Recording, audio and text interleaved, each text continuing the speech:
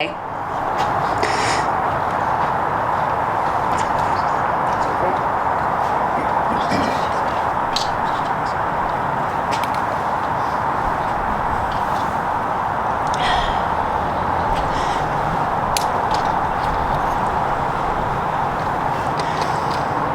wanted to start off with a question.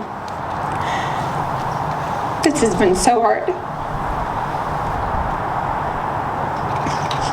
How many rape victims does it take to get a rapist criminally charged? I wanted to come here today and speak from my heart, rather than just winging it like every other press conference I've ever been to. I prepared notes because of the gravity of what we're discussing today. I'm here to discuss the effects of what was done to me.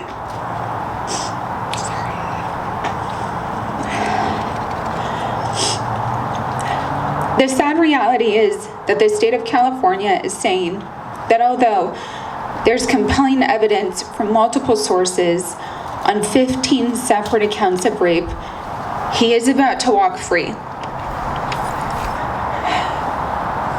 As women, we need more voices because for some sad reason, 15 women saying the same thing isn't enough in the state of California.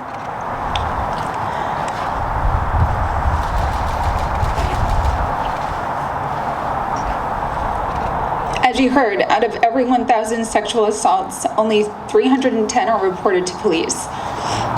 In California, more than 1 in 3 women and 1 in 4 men report experiencing sexual violence involving physical contact in their lifetime. Nationally, an estimated 23 million women have experienced, contemplated, or attempted rape in their lifetime. It's been said time and time again that history has a tendency to repeat itself.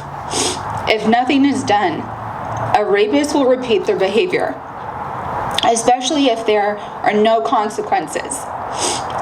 Someone who rapes and takes advantage of women will continue their vile criminal behavior until justice is served. When the state of California is telling all of these victims, it's telling all of its victims, if someone has enough money and power to buy themselves out of trouble, and even if you reach out on a rape victim hotline and 14 other women say the same thing, you may walk free. Even worse, by being compliant and not charging someone who commits rape, we are normalizing rape culture for men who think they can ruin women's lives because of an urge and these elaborate, premeditated sex trafficking operations. Rapists belong in prison, not country clubs or expensive Italian villas. And as we discussed earlier, history will repeat itself, and the problem is twofold. One, women, minors, and men won't feel safe to report rapes because justice is never served. 2, a rapist will continue living free as a sex predator. How many more reports of rape does there need to be before we put our foot down? Let's break this cycle, and for all, and in a generational cycle of this. I stand with consent culture. Equal protection and consent is the bedrock of our Constitution and society. I will be continuing this fight against my abuser in civil court to make him and everyone that supported his behavior accountable for his actions and damages they have caused. I will not stop until justice is served. I went through some of the darkest times in my life when this happened, standing up for myself, my rights. I contemplated suicide, had chronic body pain, needed mental health, God, therapy, and family to stay alive. I know there are millions of other women and men that have been targeted like me to be told no from the legal system, and that's why I'm a voice here today, for justice and for the 14 other brave women who have come forward saying the same thing happened to all of us. What I'm hoping to find here today is more voices. I know how scary it is to come forward. No friend support. Others talking you out of it. Like a fellow conspirator of sex trafficking like a Ghislaine Maxwell. I know we know many of those. Reporting my rape will forever be one of the best decisions of my entire life. And if it prevents one other woman, child, man from being raped, this press conference will make all the difference in the world. So if you're afraid to come forward, you have millions of women and men behind you, myself and the other 14 amazing women here. And we're here to support you so you get the help you need, like I did.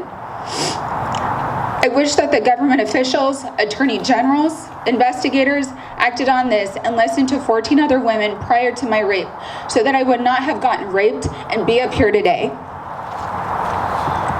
So please, I'm urging you. If you've been through the hell I was put through that has affected my well-being, my family, my work, as these brave 14 other women, please come forward. Call the Rape Crisis Hotline, go to your nearest rape victim center, get the help you need, and let's get this monster where he belongs, which is behind bars. Next time you're offered wine or anything to drink, think about the sexual predator that may be behind the bottle. Protect yourself. A quote I'll leave you with from trauma and recovery author Judith Herman. In order to escape accountability for his crimes, the perpetrator does everything in his power to promote forgetting. If secrecy fails, if he cannot silence her, absolutely, he tries to make sure no one listens. Please listen to us so this never happens again. Thank you for your time today.